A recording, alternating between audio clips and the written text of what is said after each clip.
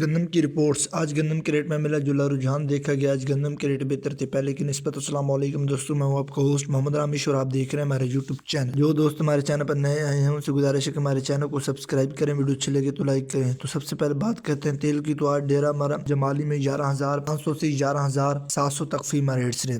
اس کے علاوہ جوار کی بات کرتے ہیں تو لال جوار سبی گلا منڈی میں 2880۔ کپاس کی بات کرتے ہیں تو بھاگناڑی میں 8,000 سے 8,700۔ اس کے علاوہ سرسوں کی بات کرتے ہیں تو شادہ پور میں 6,000 سے 6,500۔ جبکہ مکئی کی بات کرتے ہیں تو ہرون آباد میں 2,650 سے 2,925۔ اس کے علاوہ اوکاڑا کلا منڈی میں 2,250 سے 3,300۔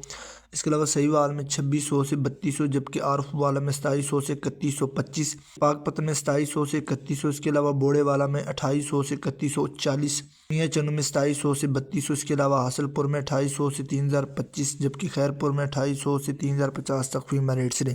کہر پکا میں 2,200 سے 3,000۔ جبکہ دنات پور میں 2,200 سے 3,050 تک فیمہ ریٹس رہے۔